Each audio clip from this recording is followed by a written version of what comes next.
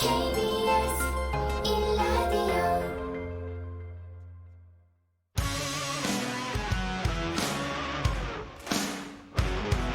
탐사보도 전문 기자 김경래 최강 시사. 네, 김경래 최강 시사 2부 시작하겠습니다. 한때는 트럼프 대통령이 우리 뉴스에 마치 우리 대통령인 것처럼 엄청나게 등장했던 시기가 있었습니다. 이제 북미 관계, 남북 관계가 한참 좀 잘 진행이 될 때는요. 최근에는 아베 총리가 그렇게 뉴스에 많이 나옵니다. 죄송합니다.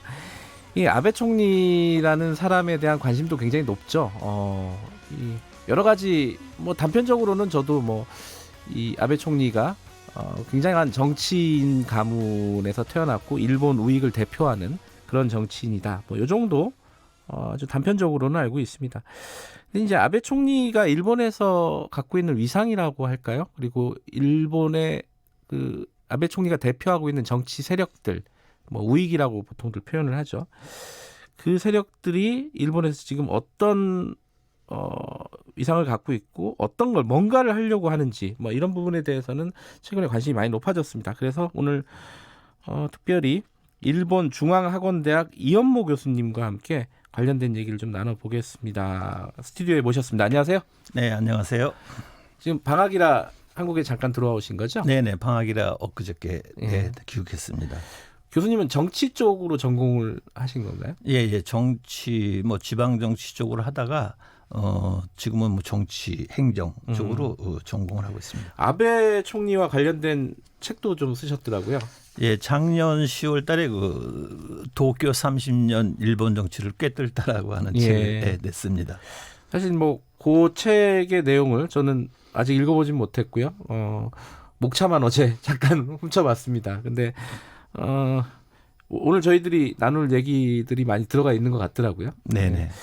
궁금한 부분들을 좀 제가 청취자 여러분들 대신해서 좀 여쭤보겠습니다. 일단 이 일본에 계시니까요. 네네. 지금 일본에 계신 지 몇 년 되셨죠? 예, 햇수로 올해 30년. 그러시구나. 예. 그게 좀 궁금해요. 아베 총리가 일본에서 어느 정도 인기가 있는지. 그런 거 있잖아요. 한국에서는 대통령 여론조사를 하면은 지금은 한 50% 정도 네네. 지지율이 나오고 호감도 조사를 하면 조금 더 다를 수는 있겠어요. 어쨌든 아베 총리가 일본에서 어느 정도의 정치인으로서 인기가 있는지 혹은 유명인으로서 어떻습니까? 주변에 이렇게 보시면은. 제 주변에는 이제 아무래도 대학 교수들이 많다 보니까 네네. 지식인들 사이에서는 인기가 꽝이죠. 아, 그래요? 네, 지식인들은 그 반아베 정서가 아주 굉장히 강합니다. 강해요? 예, 강하고. 근데 이제 항상 일본에서도 이제 우리나라도 대통령 지지율이라든가 정기적으로 조사를 하잖아요. 여론조사를 하겠죠. 여론조사 하잖아요. 일본 지금 아베 내각의 여론조사를 이제 하게 되면은 대략 40%대가 나옵니다. 그러니까 조금 떨어지고 한 2년 전에 여러 가지 학원 문제 스캔들이 일어갖고 굉장히 아베가 공경에 처했던 시절이 있었는데 그때는 한 20%대까지 떨어지긴 했었어요. 그러니까 최대의 정치적인 고비를 맞았던 게 2년 전이었었는데 지금은 다시 또 반등해서 40% 중반 정도를 유지하고 있습니다. 그러니까는 그렇게 나쁜 것도 아니고 그렇다고 해서 압도적으로 이렇게 지지를 받아서 7년이라는 이 장기 집권을 하고 있는 것도 아니고 참 어떻게 표현하기 애매한 포지션인 것 같아요. 어쨌든 정권을 유지할 수 있는 정도, 근근히 유지할 수 있는 정도, 그 정도 수준을 하고 있다. 그러니까 한 40% 정도. 최근에 그 한일 갈등을 일본에서 먼저 시작을 하지 않았습니까? 무역보복 조치. 그 이후에 지지율이 좀 올랐다는 얘기도 있습니다. 예, 조금 올랐다는 그런 조사를 나온 것도 저도 봤습니다. 그렇군요. 이 아베 총리에 대해서 저희들이 좀 얘기를 할 건데, 뉴스 아베 총리에 관심이 많다 보니까 이런 뉴스들이 많이 나와요. 아베 총리의 고향이 야마구치라는 곳인데 거기가 일본에서는 굉장히 특별한 곳이다 이런 얘기가 많습니다. 좀 설명 좀 해주세요. 네, 야마구치라는 곳이 이제 일본에는 광역 지자체가 예. 47개가 있거든요. 그게 예. 도도부현이라고 해서 동경도 이렇게 시작하는데 네. 그 중에 하나가 이제 야마구치 현입니다. 네. 그 저기 우리 그 밑에 쪽 지방으로 네. 그 큐슈 바로 위에 이제 거기를 중국 지방이라고 하는데 거기에 예. 이제 위치해 있는 건데 우리 한국 분들도 잘 아시는 대로 부산에서 시모노세키 그 페리 전기 페리가 있잖아요. 있죠. 예. 그 하관이라고 써서 예. 한자로 거기가 야마구치 현입니다. 아, 시모노세키가. 네, 그래요. 그 지역이 야마구치 현인데 예. 거기가 이제 지금 아베 신조 총리의 소선거구제 제4구역이거든요. 거기가 그 자기 지역구입니다. 예. 아, 고향이기도 하겠죠 아마. 고향 뭐 그렇죠. 이거 태어나긴 뭐 도쿄에서 태어났지만은 예. 자기 선대 그러니까 아베 신타로라는 그 아버지 예. 그리고 자기 할아버지가 전부 다 거기가 그 본고장 그 본가가 예. 그 출신이기 때문에 시모노세키에서 그 위쪽으로 한 50km 떨어지는 곳에 이제 그 있는데 거기가 이제 아베 본가의 그 고향입니다. 근데 그 야마구치가요. 뭐 아베 총리의 지역구이기도 하지만은 일본 우익들의 총본산이다. 뭐 이렇게 칭하기도 하던데 그건 왜 그렇게 얘기를 하는 거죠? 예, 그 역사를 잘 아시는 분들은 이제 그 잘 아시겠습니다만은 일본의 그 명치 유신이 그 1868년에 메이지 유신이라고 하는 메이지 예. 유신이라고 하는 거예요. 예. 근데 그 메이지 유신을 그 주도하고 네. 그리고 명치 신정부를 수립한 근대 정부를 수립시킨 세력이 그 일본에서 얘기하는데 사초라고 하는 게 있습니다. 근데 네. 뭐냐면은 그 사츠마하고 그 초슈라고 네. 하는 그 두 개의 번 옛날에 지금으로 따지면 이제 현이 되겠습니다만 네. 그 지역 중심에 되는 무사들 예. 하급 무사들이 중심이 돼서 이제 그 명치 유신을 일으켰거든요. 예. 그 중에 초슈라고 하는 곳이 지금 그건 옛날 지명이고 예. 지금의 이제 야마구치 현이 그 초슈라는 곳입니다. 아, 그래요? 예, 네. 예. 그러니까는 뭐 명치 유신, 메이지 유신을 일으킨 그 세력들이 거기서 그 많이 그 배출이 되고 네. 그리고 명치 유신이 성공해서 신정부가 들어선 다음에도 그 국가의 틀을 잡을 때까지 계속 뭐 수상이라든가 정치가로서 일본의 그 국가의 기틀을 잡은 거죠. 우리 잘 아시는 대로 뭐 이토 히로부미라든가 그런 사람들이 네. 거기 다 그 야마구치 출신들이거든요. 이토 히로부미도 야마구치 출신이고 언뜻 이제 얘기가 많이 나오는 게 우리 이제 명성황후 시해를 했던 그 미유라고로. 예. 예. 그 사람도 이 야마구치가 고향이라고 네네네. 하고요. 그리고 가장 중요한 거는 사실 우익들의 사상적인 어떤 아버지라고 할까요? 그렇게 불리는 요시다 쇼인이라는 사람도 여기 출신이라면서요? 네, 그 요시다 쇼인이라고 하는 사람이 있습니다. 어떤 사람인지 좀 설명 좀 해주세요. 네, 그 사람은 이제 그 사람이 이제 등장하게 된 배경을 잠깐 설명을 드리게 되면요. 네.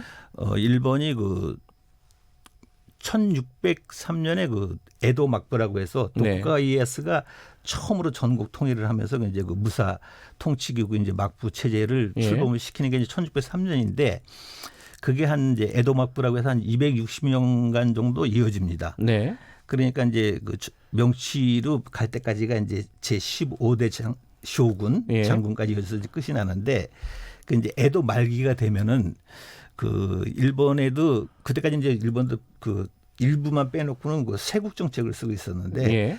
그 뭐 페리 제독이라든가 여러 가지 뭐 유럽의 함선이라든가 그 상선들이 와서 개방하라 이제 압력을 넣거든요. 예. 그게 이제 에도 말기인데 그렇게 되다 보니까 이 사람들이 이제 위기감을 느끼는 거죠. 그러다 보니까는 이제 거기서 이제 어떻게 해야 되느냐 하면은 이제 그 뭐랄까 자기네 나라를 그 지키면서 할 수 있는 그 기틀을 만들어야 되는데 외세를 이제 배척을 하고 그러려면은 아무래도 말로만 떠들어서는 안 되는 거고 네. 그 어떤 사상적 이론적인 무장 그 기틀을 만들어야 되지 않습니까? 예. 그래서 생긴 게 그 야마구치 그 지금의 야마구치죠.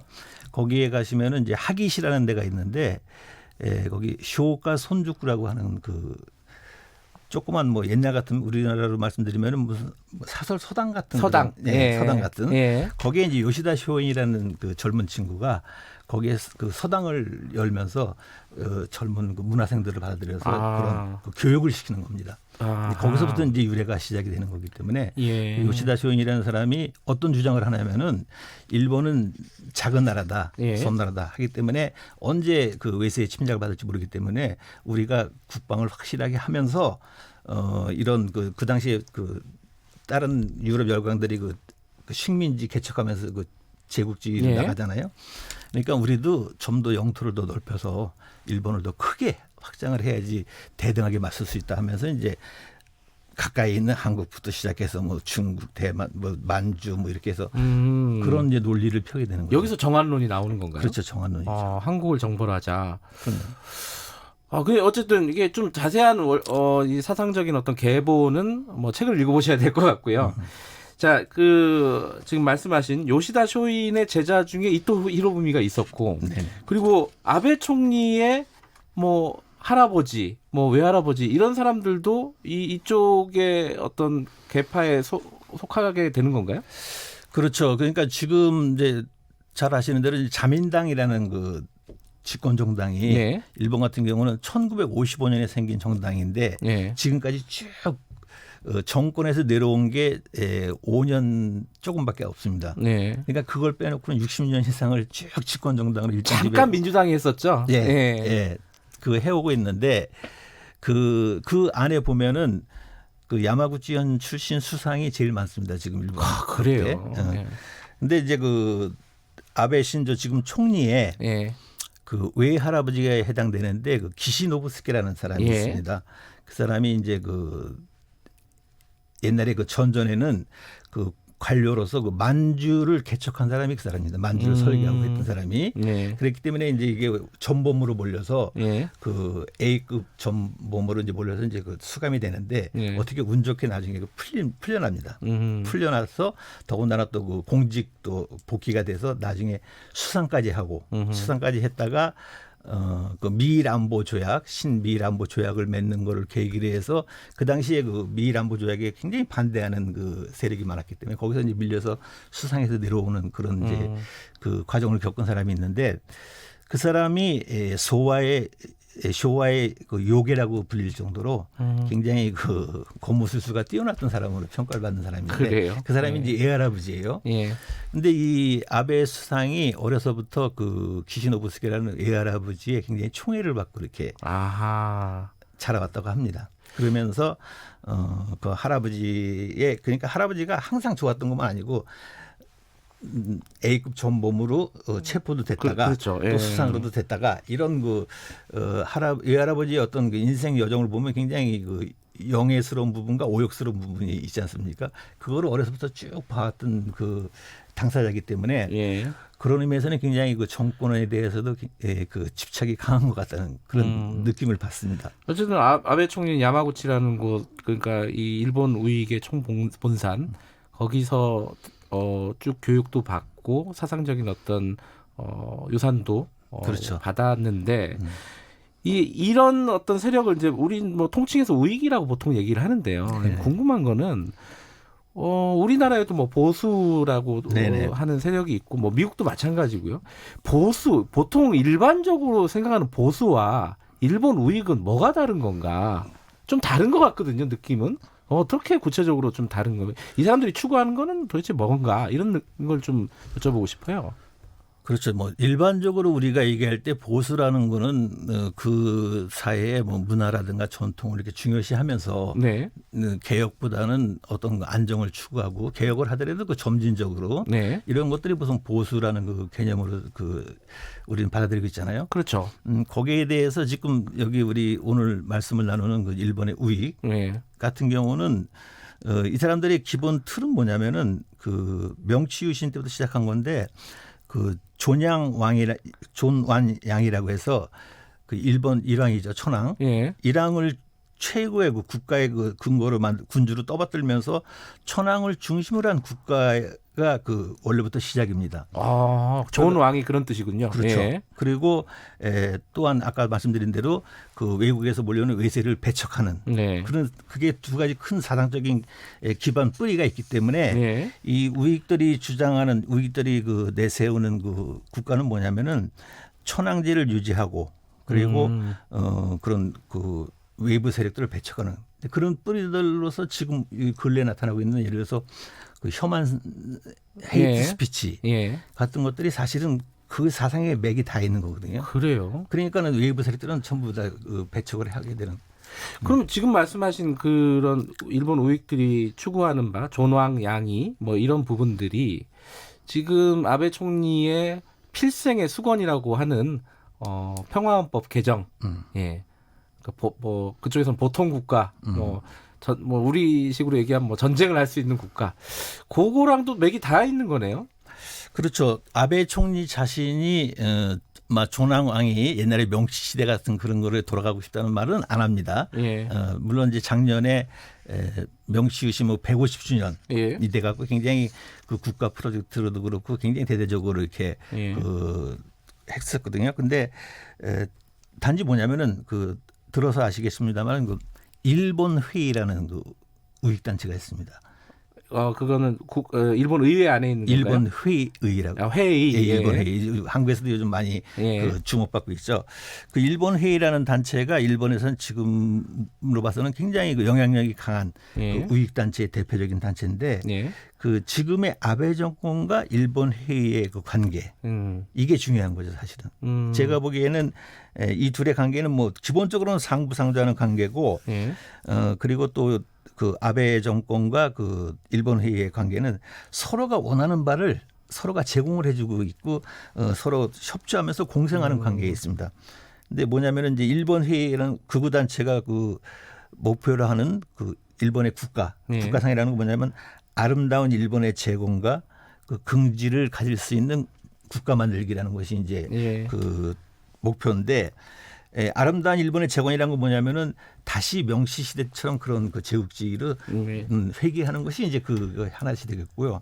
그리고 이제 긍지를 가질 수 있는 국가 만들기라는 건 뭐냐면 여러 가지 이 전후에 그 자기들이 해왔던 그 교육이라든가 이런 것들이 우리가 다른 나라를 침략해서 피해를 줬다라는 그런 거를 자학사관이라고 합니다. 그러니까 이런 건 아니다. 그리고 사죄 같은 거 뭐 잘못했다 이런 말을 해서는 안 된다. 그러면서 이제 그런 것들을 전부 시정하고 애국심을 고취하고 하기 위한 그런 방법으로서 뭐 교육기본법을 개정한다든가 이런 식으로 지금 바꿔나가고 있거든요. 그러니까는 아베 총리는 이 사람의 최종적 정치 목표는 개헌이에요. 근데 개헌을 하기 위해서는 국회 내에서는 이제 절차적으로 보면 중의원, 참의원 3분의 2 이상의 찬성을 얻어서 발의를 할 수 있거든요. 근데 마지막 최종 관문은 국민투표에 붙여서 과반수 이상의 찬성을 얻어야지 개헌이 되는 거 아닙니까? 우리랑 유사하군요. 네, 그 절차는 똑같죠. 그 국민투표에 붙이는 거는.